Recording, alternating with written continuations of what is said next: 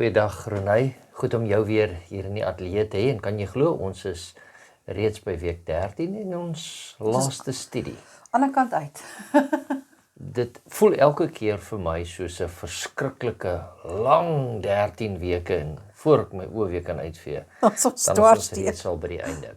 So ons wil ook vir u sê baie welkom en dankie dat u vir 13 weke reeds saam met ons gestudeer het en dat ons in u sitkamers, in u binnekamers, in die huise, waar u ook al hierna kyk, saam met u kon kuier en groei in God se woord. Want dit is tog ons tema om 'n hegter verhouding saam met Christus te hê. So voordat ons gaan begin, Renay, sal jy vir ons open met 'n gebed. Kom ons bid saam.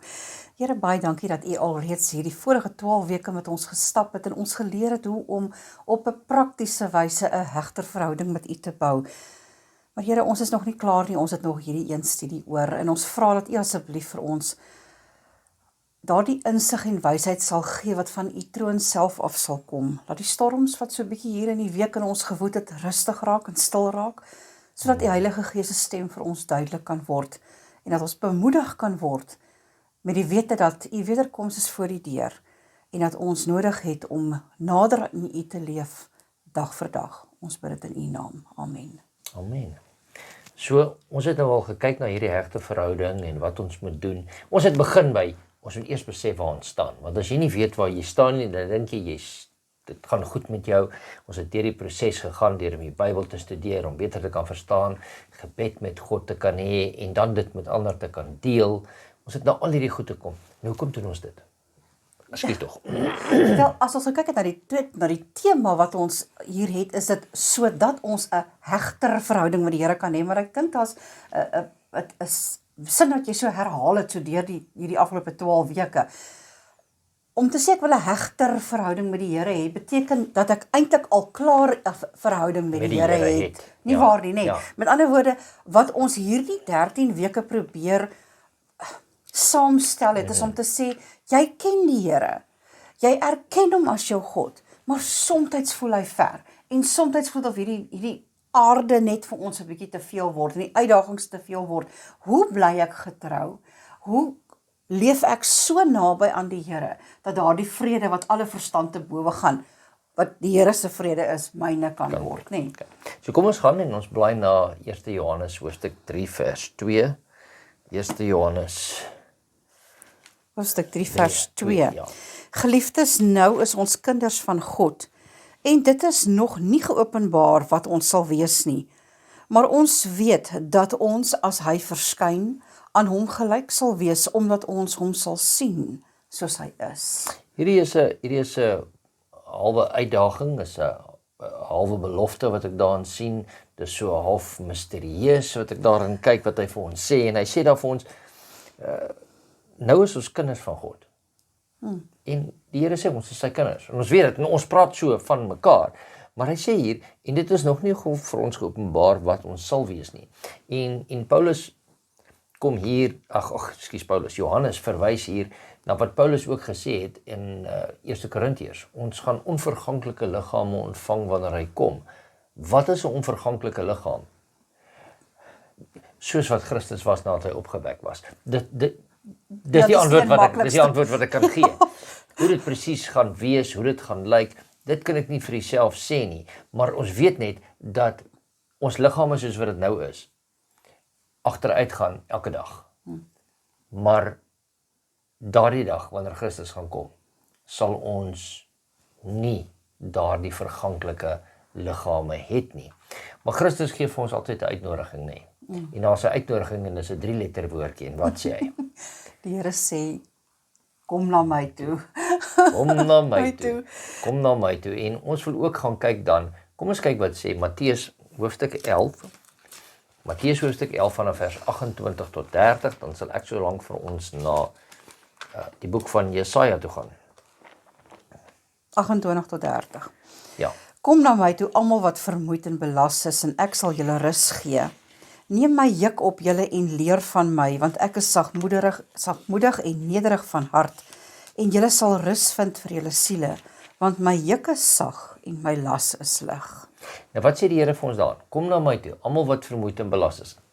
Ek meen, ekskuus tog. Almal van ons op hierdie aarde is vermoeid en belas.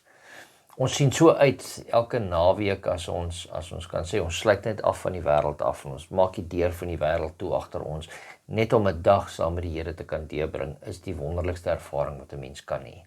En dis daai gedeelte wat die Here sê, kom na my toe.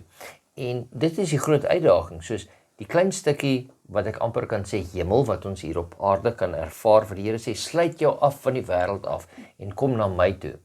Die oorgrootste meerderheid van hierdie aardbol se bevolking sê, ons gaan aan met ons eie ding, ons het nie tyd vir die Here nie, maar hy sê, ek wil jou 'n voorsmaakie gee, kom na my toe. As jy nie vermoeid en belas is nie, dan het jy seker nie die Here nodig nie. As ek dit nou so kan stel. Ja. Maar hy sê, al die vermoeides en belastes, kom na my toe, sodat ek jou rus kan gee. Wat vir my interessant is, jy weet, soveel mense sê dis moeilik om die Here te volg. Die Here lê soveel ekstra reëls en regulasies. Jy weet, mense sien die 10 gebooie as 'n las. En ons het tog nou juis in hierdie tyd se studies gesien dat dit is nie so nie. Dit is dis hoe ons die karakter van die Here ontdek. Maar hoe interessant dat die Here in hierdie gedeelte sê, maar hy is nie moeilik om te volg nie, want hy sê, my juk is sag en my las is lig.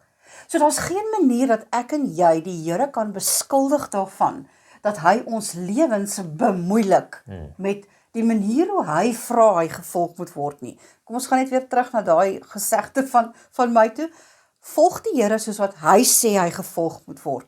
Dien die Here soos wat hy sê hy gedien moet word. Nie soos wat ek dink hy gedien moet word nie. Ja. En ek dink in 'n groot mate, wanneer ons by die Here kom en ons volg hom soos hy sê hy gevolg moet word, dan sal ons ervaar wat dit is om 'n sagte juk en 'n ligte las te dra. Dis wanneer ek en jy hierdie self aan mekaar geflaanste godsdiens probeer uitleef, nie waar nie, my eie ekstra reëls en regulasies opmaak, dan raak 'n mens se godsdiens vir jou ongelooflik swaar en moeilik. En as ons dan nou in hierdie paar weke gesê het, wat kan ek doen om my verhouding met die Here te verbeter, sterker te maak? As ek net op 'n punt is waar alles vir my swaarder voel en my geloof vir my moeiliker voel, hoe gaan ek ooit voel my tyd met die Here en my ervaring met die Here is meer kosbaar as ek nie by hierdie woorde uitkom waar hy sê, maar my juk is sag en my las is lig nie.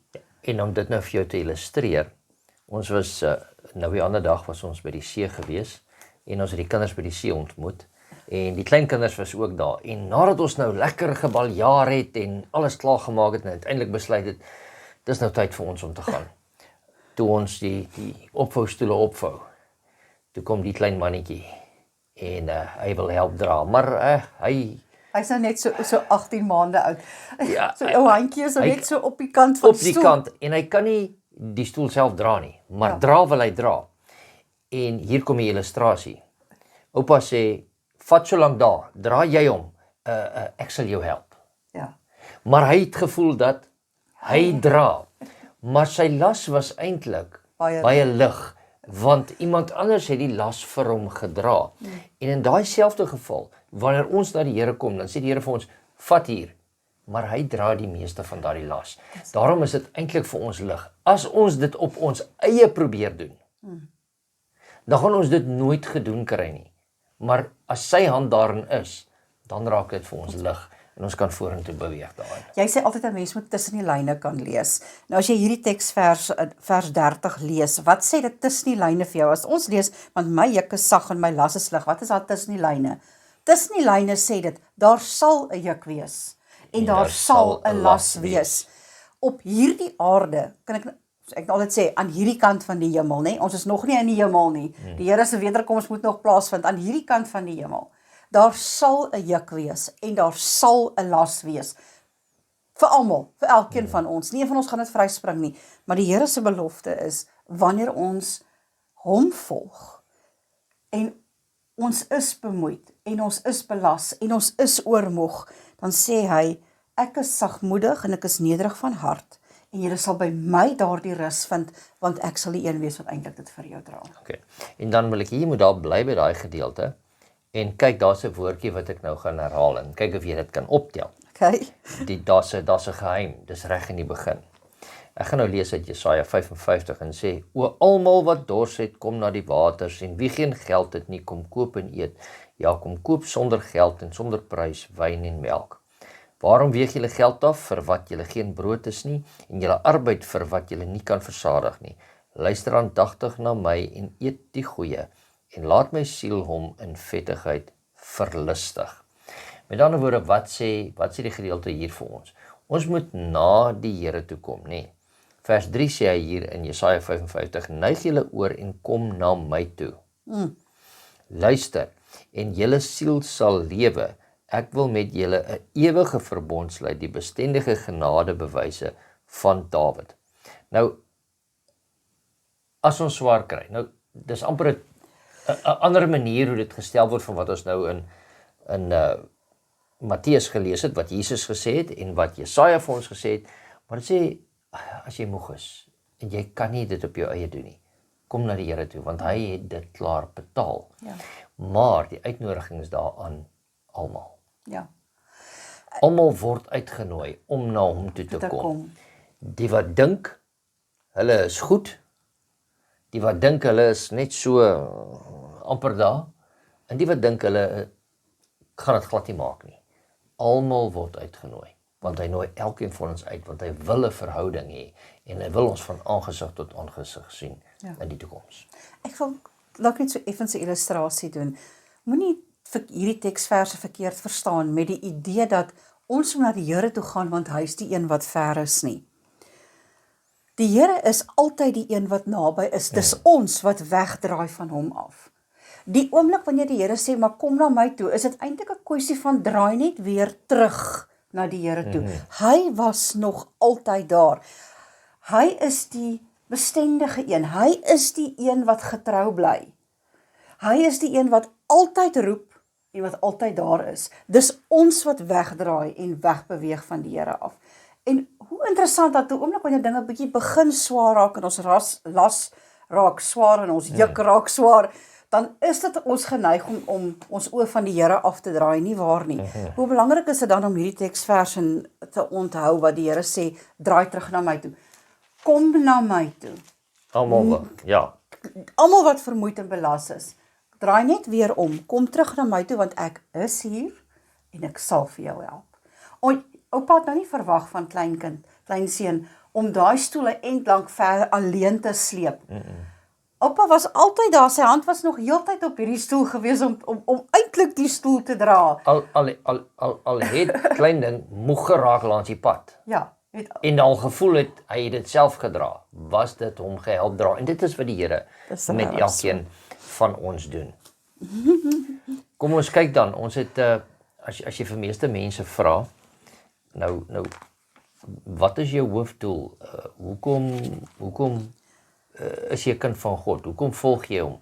Wat is die doel wat jy wil bereik? Dan sal die meeste mense vir jou sê, want ek wil hemel toe gaan. Ja. En want ek wil hemel toe gaan, is nie 'n slegte antwoord nie, maar dit sluit soveel ander goed in. Hoekom? Ek wil die strate van goud ervaar, ek wil die nuwe Jerusalem ervaar, ek wil die boom van die lewe sien, ek wil dalk sekere karakters ontmoet.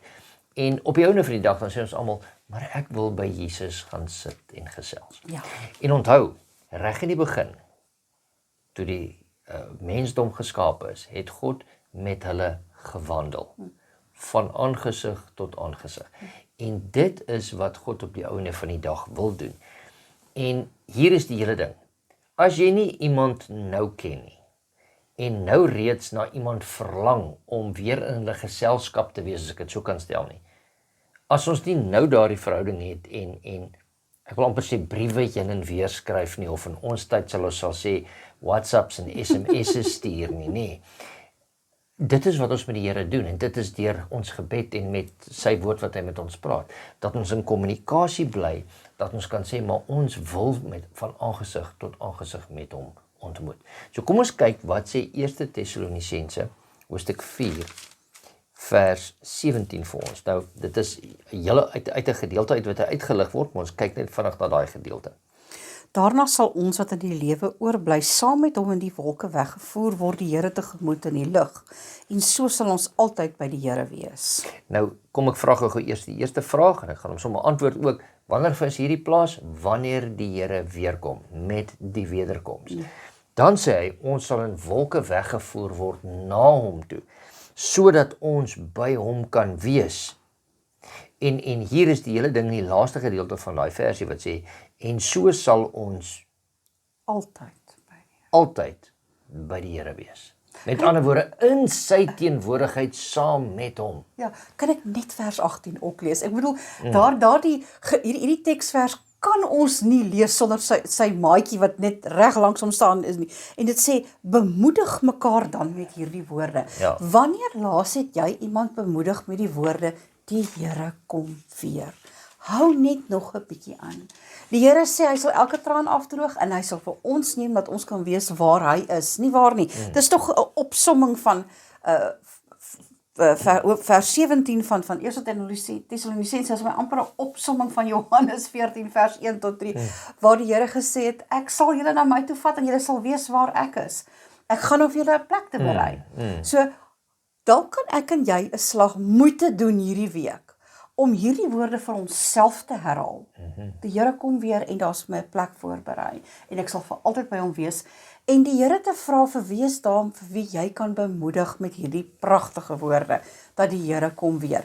Want onthou, ons het tog in hierdie 12 weke 'n paar keer daaroor gesels dat ons getuienis, die manier hoe ons praat, ons houding wat ons het, hoe ons die Bybel bestudeer, hoe ons bid, dit is 'n getuienis van hoe ons die Here vertrou en hoe ons glo en ook 'n getuienis van hoe naby ons aan hom leef. Ja. So om gereeld myself te herinner en ander te herinner aan die feit dat die Here se wederkoms is op hande, nie met vrees en bewering nie, maar met ter aanmoediging van die liefdevolle God wat kom om sy kinders te kom haal, is een van die wonderlikste getuienisse wat ons die wêreld kan bring. Ja, as ek nou net kan aansluit, jy het nou daai gedeelte gesê, nie om bang te wees of vrees dat die Here gaan kom nie. Wanneer geliefdes vir ons kom kuier,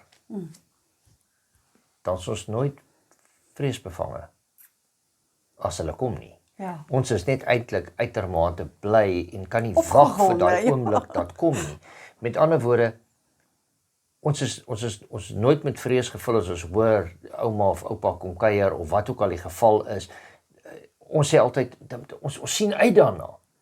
Met ander woorde, om die wederkoms van Christus en ander te verkondig, moet altyd goeie nuus wees. Dit kan nie slegte nuus wees nie.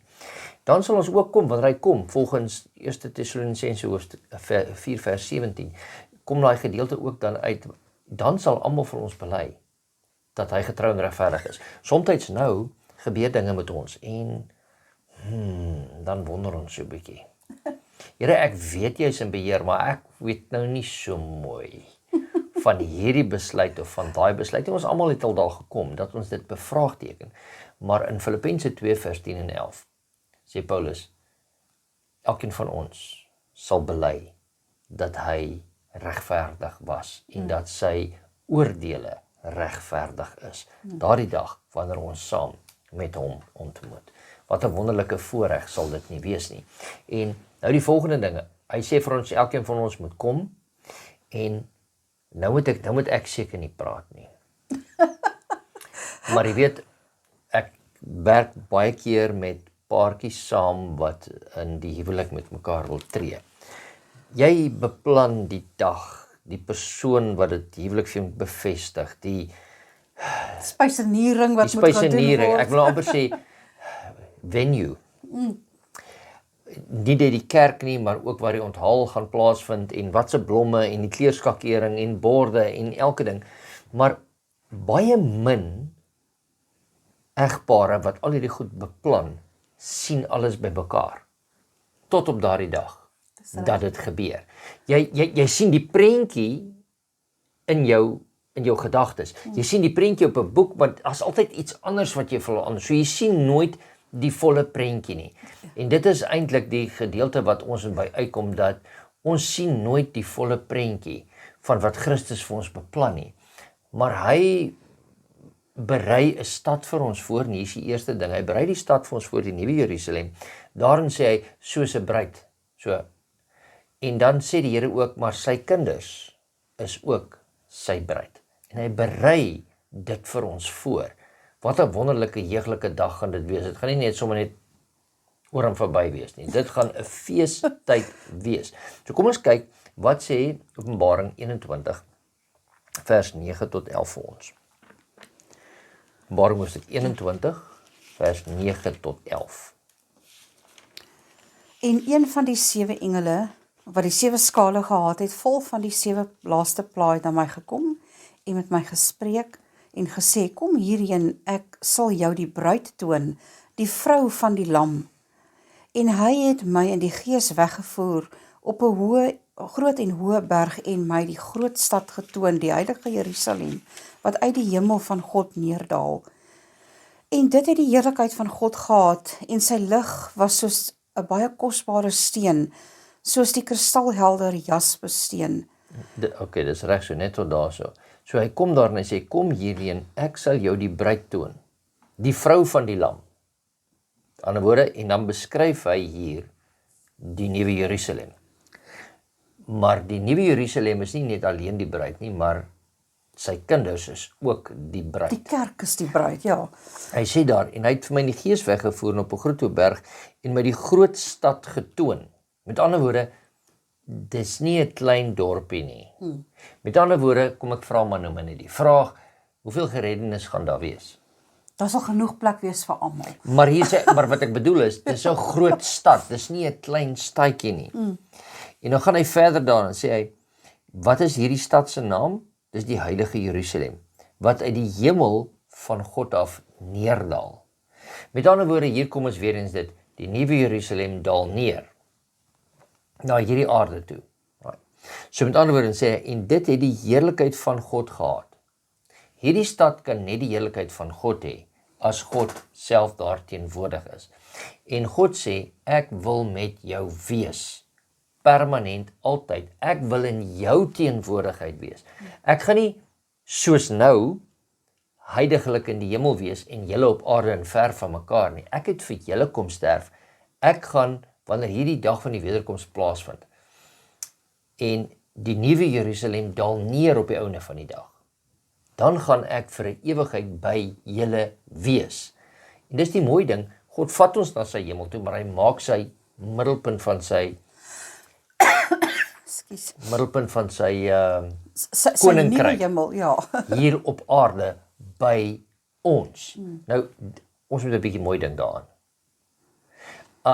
As iemand belangrik sy uitnodiging gee, dan gaan ons gewoonlik na die belangrike persoon toe. Die Here nooi ons uit en hy sê, kom na my toe, maar, ek gaan eintlik na julle toe kom.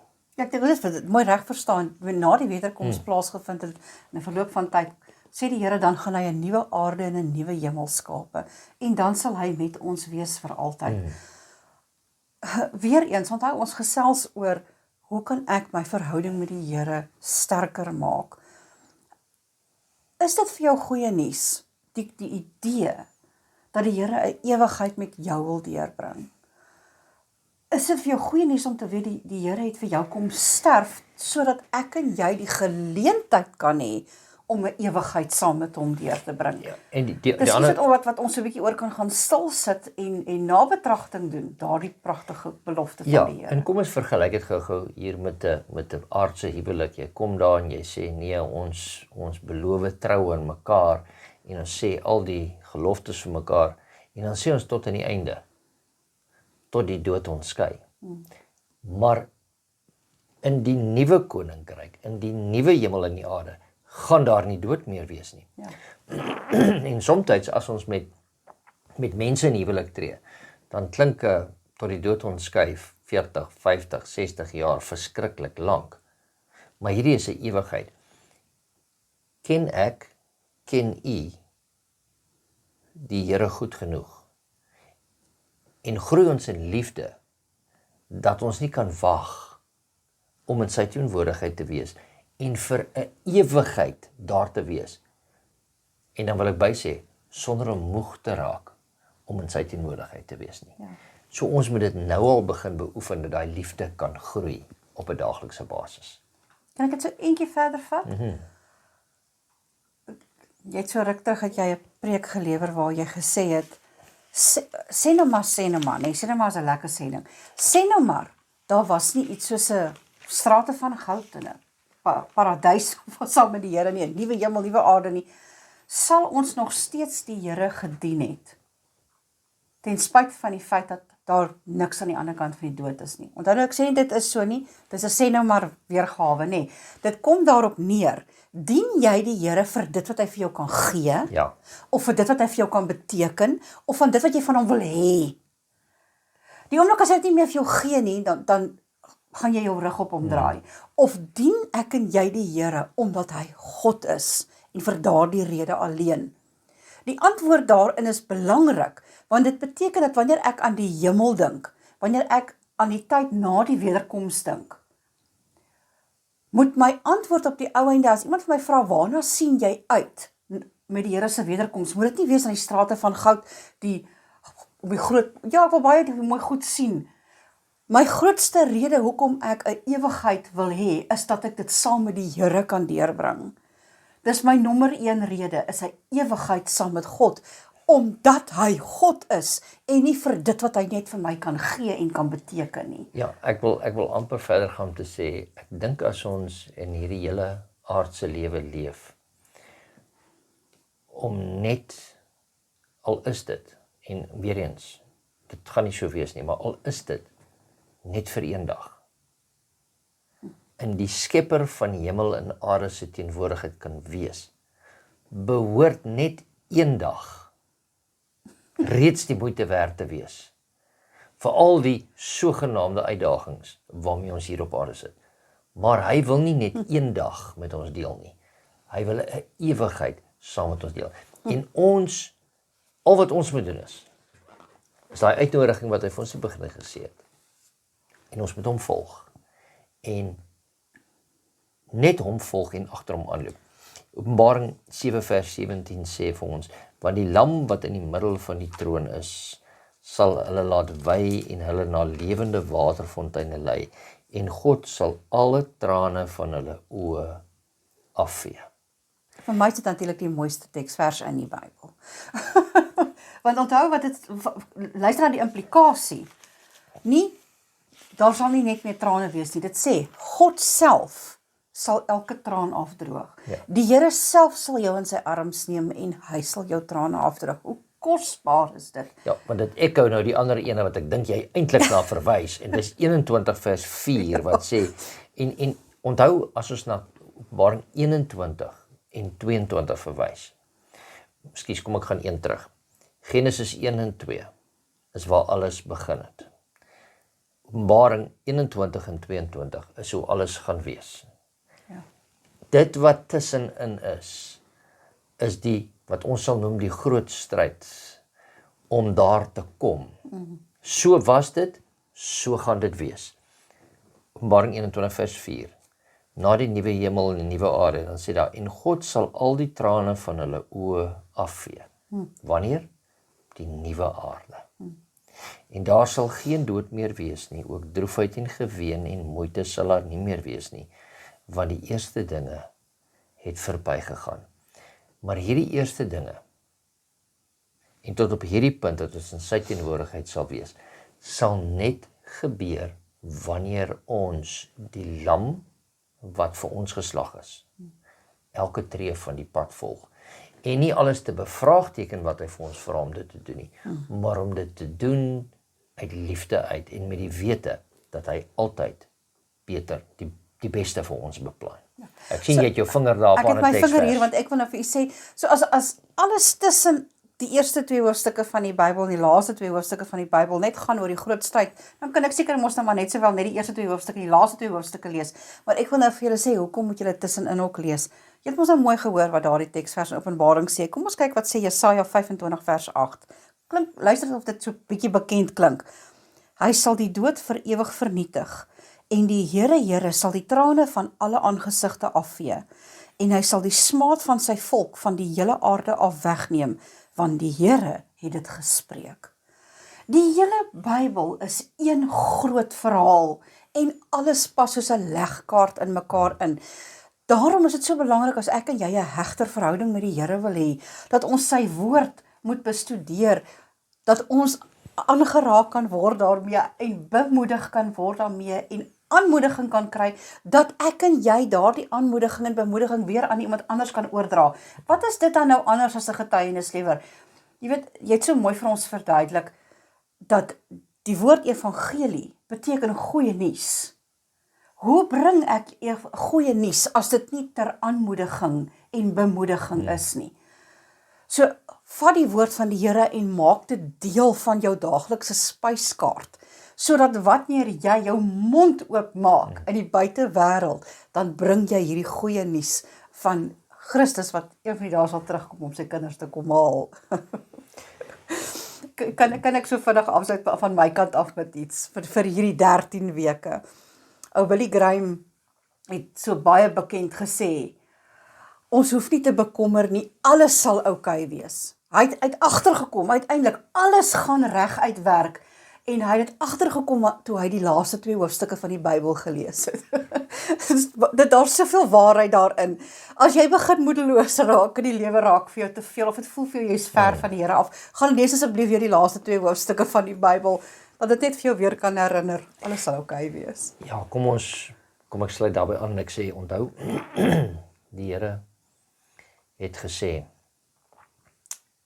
ek het oorwin.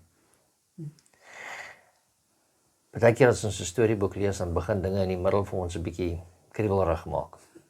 Dan gaan ons gewoonlik na, of as jy wil weet wat in 'n boek aangaan, dan so 'n agterste stukkie dat jy daar lees wat daar agteraan gaan. En dit sê altyd vir ons, die oorwinning is klaar behaal. Ek hou nogal van rugby. En ek kan vir julle sê, as 'n mens gaan kyk, en ek wil nou nie te veel daaroor uitwy nie, maar as jy gaan kyk na wie was die wêreldbeker oorwinnaars en jy wonder wie was dit, is baie maklik. Jy kan net weer gaan kyk. Ja, jy kan Dis daar. En die bevestiging is daar. Hoekom sê ek dit? Die bevestiging is hier. Ja. Die een het klaar oorwin. As dinge te moeilik raak, volg net vir hom. Gaan terug. Maak seker dat jy weet dat hy vir jou gesê het, ek het vir jou gesterf, maar moenie bekommer nie. Al is die Satan nog steeds besig met sy aanvalle, ek het hom reeds oorwin. Daarom, bou 'n hegter verhouding met hom, sodat wanneer hy kom, dat hy ook vir jou en vir my sal sê, mooi so my goeie en getroue diensknegt. Oor weinig was jy getrou, oor veel sal ek jou aanstel. Amen. Ons hoop die verhouding met God het gebou oor hierdie afgelope 13 weke, maar dit is nie hier waar dit sal ophou nie, dat jy elke dag vorentoe 'n trappie nader aan hom sal beweeg. Dankie dat ons saam met julle kon kuier en ons vra nou dat julle hoofde saam met ons sal buig. Vader, dankie dat ons kan leer en kan weet dat ons 'n verhouding met U het, maar hoe is ons verhouding met U? Ons vra Here dat ons daardie verhouding wat ons het, nog hegter sal maak, deur saam met U te wandel, deur saam op U te vertrou, deur dit wat ons glo en wat U aan ons openbaar, en die seëninge wat U vir ons gee, met ander te kan deel, om vir hulle te kan vertel van die liefde van Christus. Seën ons nou so, gee ons insig uit U woord uit, en mag ons verhoudings met U groei op 'n daaglikse basis. In Jesus naam vra ons dit. Amen.